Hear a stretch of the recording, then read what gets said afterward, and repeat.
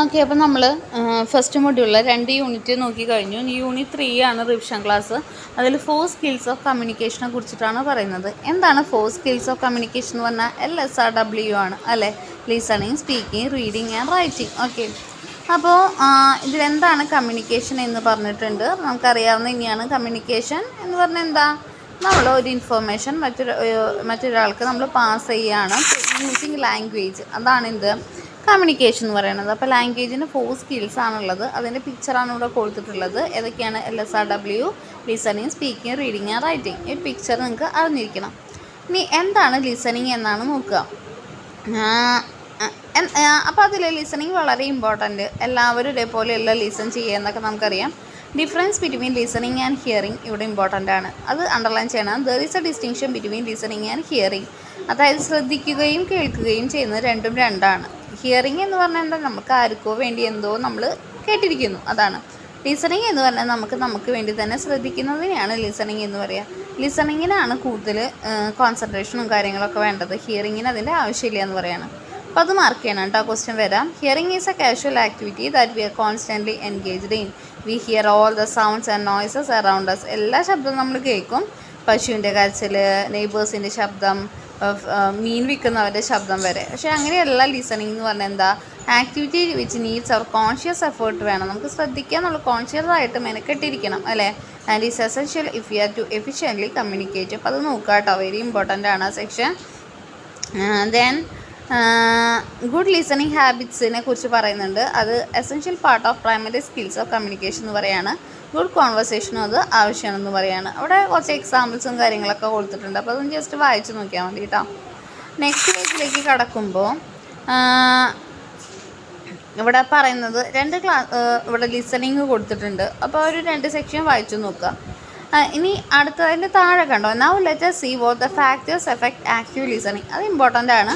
What are the factors that affect active listening? ആക്റ്റീവായിട്ടുള്ള ലിസണിങ്ങിനെ ബാധിക്കുന്ന ഘടകങ്ങൾ എന്തൊക്കെയാണ്? ഒന്നാമത്തെ എന്താ? The listener should be interest. കേൾക്കുന്ന ആൾക്ക് എന്ത് വേണം? താല്പര്യം വേണം അല്ലേ? ടോപ്പിക്ക് ഇമ്പോർട്ടൻ്റ് ആയിരിക്കണം. അയാൾക്ക് കേൾക്കാനും എന്ത് വേണം? താല്പര്യം വേണം. എന്നാലാണ് ശ്രദ്ധിക്കാൻ പറ്റുള്ളൂ. രണ്ടാമത്തെ എന്താ? Verbal competence of the speaker. അയാൾക്ക് വാക്കുകളൊക്കെ കൃത്യമായിട്ട് അറിയണം. എന്നാലാണല്ലേ ഒരു ഹിന്ദിക്കാരന് നമ്മൾ മലയാളത്തിൽ കേൾക്കാൻ അയാൾക്കൊന്നും മനസ്സിലാവില്ല അല്ലേ? അപ്പം മനസ്സിലാവുക എന്നുള്ള വലിയ ഘടകം തന്നെയാണ്. മൂന്നാമത്തെ എന്താ? Incomplete utterances impair the ability of listener to follow an argument. ചിലർ പകുതിയായിട്ട് പറയും. അപ്പോൾ അത് കേട്ടിരിക്കാൻ ഭയങ്കര ബുദ്ധിമുട്ടായിരിക്കും. അപ്പോൾ അത് കംപ്ലീറ്റ് ആയിരിക്കണം. ഇൻകംപ്ലീറ്റ് ആണെങ്കിൽ അത് പ്രശ്നമാണ്. ദെൻ ഹെസിറ്റേഷൻ, സംശയം. അതുപോലെ പോസസ്, ഇടയ്ക്കിടയ്ക്ക് നിർത്തി പറയുക, അതും ലിസണിങ്ങിന് ചിലപ്പോൾ ബാധിക്കാം. Then listener's ability to overcome the distraction determines the amount of time that he or she actively listen. തടസ്സങ്ങൾ വരുന്നത് അല്ലേ? Then speed of the speech. ചിലപ്പോൾ ചില ആളുകൾ വളരെ സ്പീഡിൽ പ്രസംഗിക്കും അല്ലേ? അങ്ങനെ സ്പീഡാവുമ്പോൾ കേൾക്കുന്നവർക്ക് അത് മനസ്സിലാവണം എന്നില്ല എന്ന് പറയാണ്. Avoid jargon and unfamiliar colloquial expression. For example, ഒരു ഡോക്ടറൊക്കെ ചിലപ്പോൾ സംസാരിക്കുമ്പോൾ അവിടെ മെഡിക്കലായിട്ടുള്ള ടേംസും കാര്യങ്ങളൊക്കെ ഉപയോഗിക്കുമ്പോൾ അത് സാധാരണക്കാരന് മനസ്സിലാവണമെന്നില്ല അല്ലേ? അപ്പോൾ അങ്ങനെയുള്ള ജാർഗൺസ് ലിസണിങ്ങിന് ബുദ്ധിമുട്ടുണ്ടാക്കാം. പിന്നെയോ non verbal communication should be minimised. ചില ആളുകൾ വാക്കുകൊണ്ട് സംസാരിക്കാതെ ഒരുപാട് കൂടുതൽ ആംഗ്യങ്ങൾ കാണിക്കും. അതും ലിസണിങ്ങിനെ ബാധിക്കാം. പിന്നെയോ difference between capacity of speaking and listening can also be impact ചെയ്തും ബാധിക്കാം. ഈ പോയിൻറ്റ്സ് പഠിച്ചു വെക്കണം കേട്ടോ. ഇനി ലിസണിങ് കഴിഞ്ഞാൽ അടുത്തത് സ്പീക്കിംഗ് ആണ്. നമുക്കറിയാം ഇംഗ്ലീഷ് ഒരു ഗ്ലോബൽ കമ്മ്യൂണിക്കേറ്റീവ് ലാംഗ്വേജ് ആണ്. അതുകൊണ്ട് തന്നെ ഇംഗ്ലീഷ് ഫ്ലുവൻ്റായിട്ട് നമുക്ക് സംസാരിക്കാനായിട്ട് പറ്റേണ്ട ഒരു കാര്യമാണ്. കോൺഫിഡൻ്റായിട്ട് നമുക്ക് സംസാരിക്കാൻ അറിയണം. അപ്പോൾ ഗുഡ് ലിസണറാണെങ്കിൽ നല്ലതായി സംസാരിക്കാനും പറ്റുമെന്ന് പറയുകയാണ്. ദെൻ നമുക്ക് നോക്കുക. We can classify the function of communication into 4 main categories.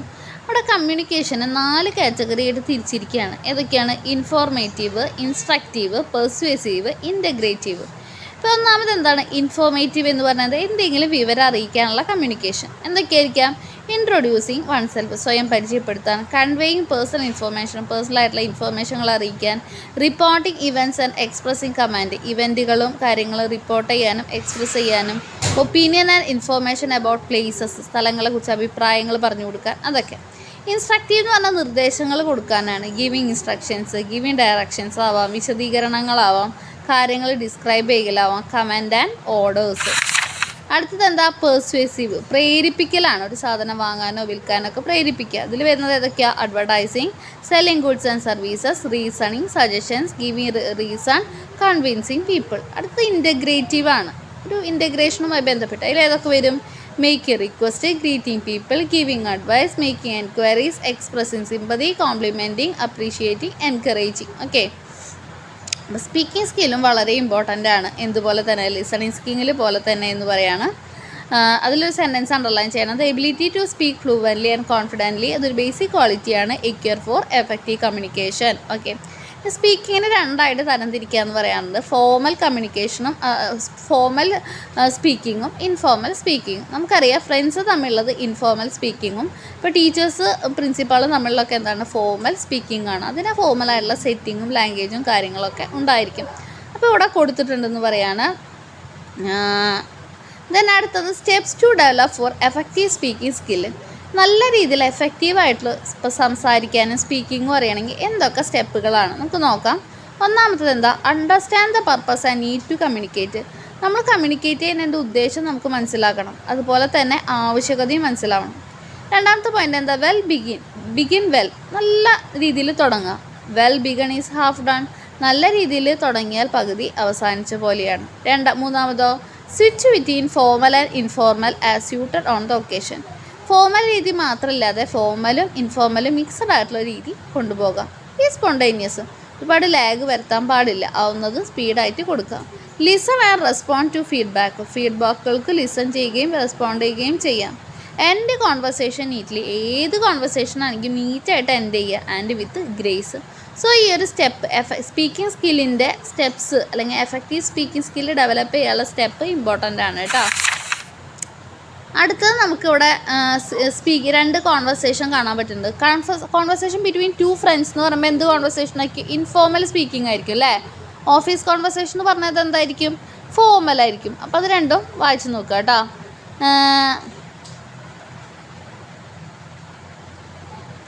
ഇനി ഒരു കമ്മ്യൂണിക്കേഷന് help you have a functional effective കമ്മ്യൂണിക്കേഷന് വേണ്ട ക്രൈറ്റീരിയ ആണത്. The time you are meeting the person, the relationship, the occasion, whether it's formal and informal, അതിനൊക്കെ അനുസരിച്ചിട്ട് വേണം നമ്മുടെ ഇത്. ദെൻ ഫോർമലും ഇൻഫോർമലും ബോക്സ് ആണ്. ഇപ്പോൾ ഫോർമലായിട്ടുള്ള രീതിയിൽ നമ്മളെങ്ങനെ ഗ്രീറ്റ് ചെയ്യുക? Good morning, good afternoon, good evening. അതുപോലെ തന്നെ ഫോർമലായിട്ടുള്ള രീതിയിലൊരു കോൺവെർസേഷൻ തുടങ്ങുമെങ്കിൽ എങ്ങനെയാണ്? How do you do, how are you, അങ്ങനെ. റെസ്പോൺസ് എങ്ങനെയാണ് ഫോർമലായിട്ട്? How do you do, fine, thank you. Informal ആണെങ്കിൽ ഗ്രീറ്റിംഗ് എന്താവും? Hello, hi, hey. കോൺവെർസേഷൻ തുടങ്ങുമ്പോഴോ what's up, how have you been. റെസ്പോൺസോ നത്തിങ് മച്ച്, ഗുഡ്. അപ്പോൾ അതൊക്കെ ഒന്ന് നോക്കുക കേട്ടോ. ഇനി ദെൻ നമുക്കിവിടെ കാണാൻ പറ്റും phrases often used by exclamation മാർക്കായിട്ട്. Congratulation, well done, good luck, welcome to our team, all the best. Okay, ഇനി here are some useful phrases. ഒരാൾക്ക് മറ്റൊരാളെ പരിചയപ്പെടുത്തണമെങ്കിൽ എങ്ങനെ നമുക്ക് യൂസ് ചെയ്യാം? My name is and I am from, I would like to introduce myself, hi I am. അപ്പോൾ അതൊക്കെ ഒന്ന് വായിക്കാം കേട്ടോ. ഇവിടെ താഴെ നോക്കിയേ, here are some useful phrases to introduce others. മറ്റുള്ളവരെ പരിചയപ്പെടുത്തണമെങ്കിൽ ഉള്ള നല്ല ഫ്രേസസ് ഏതൊക്കെയാണ്? Sample of make request and their response. ഇവിടെ പരിചയപ്പെടുത്താനുള്ളതാണ് കൊടുത്തിട്ടുള്ളത് ആദ്യം. I would like to introduce Matthew from England, here is Matthew from England. രണ്ട് രീതിയിലും പരിചയപ്പെടുത്താം അല്ലേ, ഫോർമലായിട്ട് അല്ലേ. ഇനി അടുത്തത് എന്താ? റിക്വസ്റ്റും റെസ്പോൺസും ആണ്. ഒരു അപേക്ഷ നമ്മൾ അപേക്ഷിക്കുന്നു, അതിനുള്ള റെസ്പോൺസ്. നോക്കിയേ ആ മോഡൽ നോക്കിയേ. Do you mind shutting the window എന്ന് റിക്വസ്റ്റ് ചെയ്യുമ്പോൾ റെസ്പോൺസ് എന്താ? ഷുവർ, തീർച്ചയായിട്ടും, റൈറ്റ് അവേ ചെയ്യാം. Can you turn off the fan എന്ന് ചോദിക്കുമ്പോൾ എന്താ? Sure, it's not a problem, ചെയ്യാം. അടുത്ത അപേക്ഷ എന്താ? Please switch off your mobile phones now, അങ്ങനെ. ഓക്കെ, അപ്പോൾ അത് നോക്കുക. ദെൻ ഇൻഫോർമൽ കോൺവെർസേഷനെ കുറിച്ചിട്ട് പറയുന്നുണ്ട്. ഇൻഫോർമൽ ഫ്രണ്ട്സിൻ്റെ ഇടയിൽ എങ്ങനെയാണ്? Can you come with me please, could you help me to solve the maths, അങ്ങനെയൊക്കെ. While make a request auxiliary verbs. Request ഉണ്ടാക്കുമ്പോൾ എപ്പോഴും ഓക്സിലറി വെർബ്സ് ആയിട്ടുള്ള കുഡ്, ക്യാനൊക്കെ നമുക്ക് ഉപയോഗിക്കാം. അതിൻ്റെ ഫോർമാറ്റൊക്കെയാണ് കേട്ടോ അവിടെ കൊടുത്തിട്ടുള്ളതും. റിക്വസ്റ്റും റെസ്പോൺസും ആണ്. Have you come here, yes of course. പിന്നെ അതുപോലെ തന്നെ റിക്വസ്റ്റ് എന്താ? Could you come here, do you mind coming here, would you mind coming here. ഇതൊക്കെ റിക്വസ്റ്റ് തന്നെയാണ്. റെസ്പോൺസ് എന്താ? Yes of course, certainly, right away, in a minute, അങ്ങനെയൊക്കെ കുറച്ച് പഠിച്ചു വയ്ക്കാം. ദെൻ ഡിക്ലൈൻ റിക്വസ്റ്റ്, അതായത് ഒരാൾ അപേക്ഷ തിരസ്കരിക്കുമ്പോൾ എന്തൊക്കെയാണ്? I am sorry I can't because, I am afraid I can't because, I wish I could be of some help. അതൊക്കെ നോക്കുക കേട്ടോ. കുറച്ച് ഫ്രേസസ് തന്നിട്ടുണ്ട് റിക്വസ്റ്റ് ഉണ്ടാക്കാൻ. എന്തൊക്കെയാണ് അത്? Can I ask you a favour, അതൊക്കെ. ഐ വോണ്ട് ടു, പിന്നെന്താ മേക്ക് എ റിക്വസ്റ്റിന് രണ്ടാണ്. I want to make a very urgent call, could I use your mobile phone, നീ can I borrow your mobile phone, I want to call my parents. ആ രീതിയിലൊക്കെ നമുക്ക് request ചെയ്യാം. Okay. പിന്നെയോ അടുത്ത് നോക്കിയാൽ പിന്നെ do you think you could, I wonder if you could I. ഇനി ഫോർമൽ വേയിൽ റിക്വസ്റ്റ് എങ്ങനെ നടത്തുക? വളരെ ഫോർമലായിട്ട്. May I request you to, I would be grateful if you could, if you don't mind, could you, sorry to bother you but could you. അതൊക്കെ ഒന്ന് വായിച്ച് നോക്കുക കേട്ടോ. എക്സാമ്പിൾസ് ആണ് റിക്വസ്റ്റ് ഉണ്ടാക്കുക. ഏതെങ്കിലും 2-3 പഠിച്ചു വയ്ക്കാം. അടുത്ത റീഡിംഗ് ആണ്. അത് നമ്മുടെ എവരിഡേ ലൈഫിൻ്റെ ഭാഗമാണ് അല്ലേ. നമ്മൾ എന്തൊക്കെ വായിക്കും? News paper, advertisement, chart, letters, documents, online data, പോം, നോവൽസ് ഒക്കെ നമ്മൾ വായിക്കും അല്ലേ. റിട്ടേൺ ഡാറ്റ നമ്മൾ വായിച്ച് മനസ്സിലാക്കും. ഇവിടെ 2 തന്നിട്ടുണ്ട് നമുക്ക് വായിക്കാനായിട്ട്. Stopping by woods on a snowy evening, അത് ആരുടെയാണ്? റോബർട്ട് ഫ്രോസ്റ്റിൻ്റെ പോവാണ്. പോവം എന്ന് പറയുന്ന സ്പീക്കറാണ്. അല്ല, റൈഡിങ് പാസ് ദ വുഡ്, കാട്ടിലൂടെ പോകുന്നു. സഡൻലി സ്റ്റോപ്പ് ചെയ്യുന്നു. To enjoy the snow falling on the woods, കാട്ടിൽ മഞ്ഞ് ഒഴുകുന്നത്, സ്നോ കാണാനായിട്ട് അവിടെ സ്റ്റോപ്പ് ചെയ്യാണ്. അങ്ങനെ he resumes his journey when he thinks about his duties. പക്ഷേ പിന്നെ ഈ യാത്ര തുടരാണ്. അദ്ദേഹം തൻ്റെ കടമകളെക്കുറിച്ചും താൻ പൂർത്തീകരിക്കേണ്ട കാര്യങ്ങളെക്കുറിച്ചൊക്കെ ചിന്തിക്കുമ്പോൾ. Let's read the poem and try to answer the questions എന്ന് പറയുന്നത്. സോ ആ പോവം നിങ്ങൾ വായിച്ച് നോക്കുക, ആൻസർ ചെയ്യാൻ ഞാൻ പറഞ്ഞിട്ടുണ്ടായിരുന്നു. Where did the speaker stop, who shook the ഹാംലെസ് bells and why did the speaker decide to keep moving despite the reading the prose. ആ സെക്ഷനിൽ വായിക്കാൻ തന്നിട്ടുള്ളത് നമുക്ക് Luis Fernando Verissimo the cockroach എന്ന് പറഞ്ഞതാണ്. ഈ ഒരു പ്രോസിൽ innocent meal becomes a bureaucratic nightmare, വളരെ നിഷ്കളങ്കമായിട്ടുള്ളൊരു ഭക്ഷണം കഴിക്കുന്ന സന്ദർഭം ഒരു ബ്യൂറോക്രാറ്റിക് ആയിട്ടുള്ള ഒരു പേടി സ്വപ്നമായിട്ട് മാറുന്നതാണ്. അപ്പോൾ അതിന് ബേസ് ചെയ്തിട്ടുള്ള ക്വസ്റ്റ്യൻസും നിങ്ങൾ നോക്കാം. ദെൻ മെത്തേഡ് ഓഫ് റീഡിങ് ഞാൻ പറഞ്ഞു ഇമ്പോർട്ടൻറ്റ് സ്കില്ലാണ് ലാംഗ്വേജ് ലേണിങ്ങിൽ. പേഴ്സൺ ക്യാപ്പബിൾ ആയിരിക്കണം ഇൻ ഓർഡർ ടു ഡീകോഡ്, എന്നാലാണ് ഒരു മെസ്സേജ് ഡീകോഡ് ചെയ്യാനും ഇൻ്റർപ്രറ്റ് ചെയ്യാനും ഡാറ്റ മെറ്റീരിയൽ റീഡ് ചെയ്യാൻ മാത്രമേ പറ്റുള്ളൂ. റീഡിങ് എന്തിൻ്റെ ഭാഗമാണ്? സെൽഫ് എഡ്യൂക്കേഷൻ സാധിക്കും, ലാംഗ്വേജ് സ്കില്ലുമാണ് അത് അല്ലേ. അത് ലിസണിങ്, സ്പീക്കിംഗ്, റൈറ്റിംഗ് പോലെയൊക്കെ തന്നെ. റീഡിങ് സീംസ് സിമ്പിൾ പ്രോസസ്സാണ്, പക്ഷേ ഇമ്പോർട്ടൻറ്റ് സ്കില്ലാണ്. സിമ്പിൾസ്, ലെറ്റേഴ്സ്, വേർഡ്സ് ഒക്കെ വെച്ചിട്ടാണ് അവിടെ ചെയ്യുന്നത്. പിന്നെ നോക്കേണ്ട കാര്യം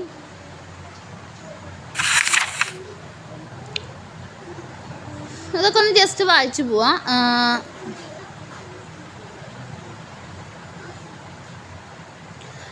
അപ്പുറത്തെ സെക്ഷനിൽ റീഡിങ് ഈസ് എ പോവം, ആ പാരഗ്രാഫും റീഡിങ് ഈസ് എ സ്കില്ലും അത് വായിച്ചു പോവാം കേട്ടോ.